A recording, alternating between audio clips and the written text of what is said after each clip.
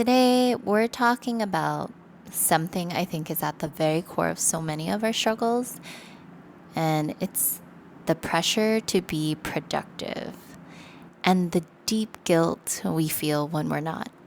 The other day I was scrolling on Instagram and I saw a reel by a psychologist, and I think she was talking about signs you may have childhood trauma. But one of the points that hit me was if you find yourself jumping up from the couch when someone walks into the room. And I didn't realize that I even did this until I saw this video. It's this ingrained feeling that you always have to be doing something.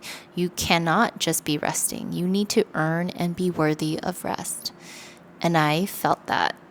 And I'm going to guess many of you ladies are nodding your head right now. Hey ladies, welcome back to episode 27 of Not Just Moms, the podcast where we discuss who we are beyond mom and carve out some time to reflect on ourselves, our purpose, and how to cultivate our dream lives. I'm your host, Stephanie, your life and mindset coach and fellow mom navigating this journey right alongside you. So this episode is for the moms who feel like they're constantly on. Because for me, especially in the early days of motherhood, I struggled so much with this feeling of needing to contribute and be productive. And let's be real, motherhood with young kids, or any kids of any age, is just hard. Isn't it crazy? You can clean and clean for hours only for it to be completely destroyed by a rambunctious toddler in a matter of seconds. Or you can spend all day doing laundry and, cooking 3 meals from scratch and cleaning up after yourself, only for your partner to walk in at the end of the day and ask, "So what did you do all day?" The pain in that moment is real, isn't it? It's a gut punch because you did everything. But the output or the proof in the traditional sense isn't there. Society places so much value on visible productivity, on metrics, on projects completed, on tests and grades, right? This isn't just a mom problem. It's a societal one that we've all been conditioned to believe since we were kids. We were praised for our good grades, our clean rooms, and it taught us a subtle lesson. Our value is in what we produce. And for a mom with no clear metrics, that pressure becomes overwhelming. And that leads me to the next point. This pressure to be productive also feeds into another struggle, the illusion of control. So we desperately try to control the chaos, the toys, the tantrums, the endless mess. But what if a perfectly clean house isn't the goal? What if good enough is not only sufficient, but a sign of grace?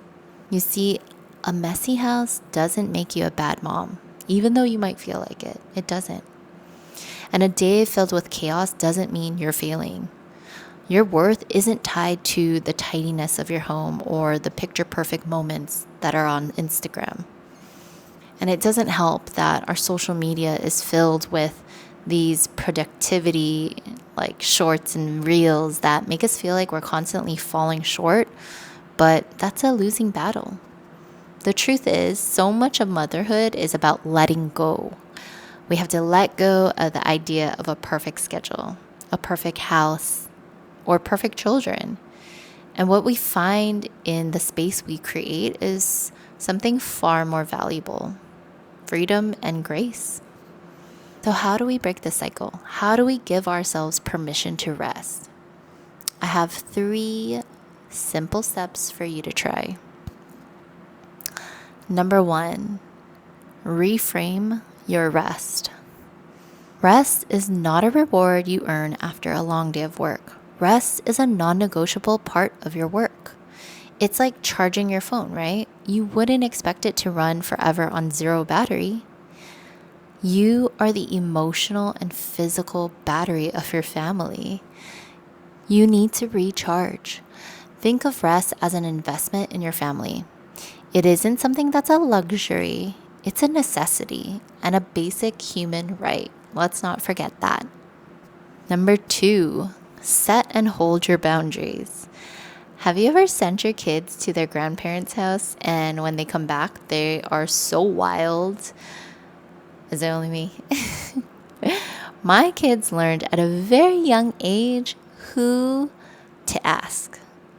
So, for example, if I said no to the cookies or the chocolate bread that's on the table, and then their grandparents are around, they go, "Oh, I'm so hungry." And then, of course, their grandparents say, "Of course, oh, you should eat. Do you want some chocolate bread or you should have a cookie?" My kids learned at a very young age how to work the system. Kids will push boundaries, and so will everyone else if you let them. If you don't put your foot down on your own boundaries, whether it's just for quiet time, a nap, or just sitting on the couch without jumping up, no one else will. Just think of it as a muscle that you have to build. Number 3, lean into the discomfort and give yourself grace. This one is the hardest, but it's the most important. The next time you feel that urge to jump up from the couch or you feel that pang of guilt for sitting down for 5 minutes, I want you to sit with that feeling. Just allow the feeling to be there. Don't push it away. Acknowledge it and ask yourself, what does this want me to pay attention to right now? And just breathe. Take a minute to breathe. Remind yourself, it's time for me to rest. It's time to allow my batteries to recharge. Giving yourself grace is the antidote to pressure, and it is a powerful act of rebellion against a world that tells you otherwise. So ladies, this week I want you to give yourself permission to rest, permission to sit on the couch and do nothing, permission to feel uncomfortable with it and then do it anyway. Your worth is not measured in a clean house or how many to-do items you crossed off your list. You are worthy. You can rest when you want to. No explanation necessary. As always, thank you for listening today. And if this episode resonated with you and now you're wondering, how will I ever find the time to rest?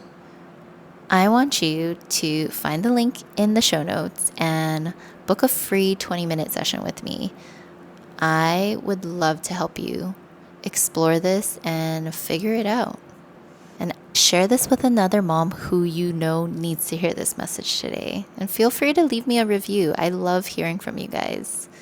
So until next week, take care of you. I'll talk to you guys later. Bye.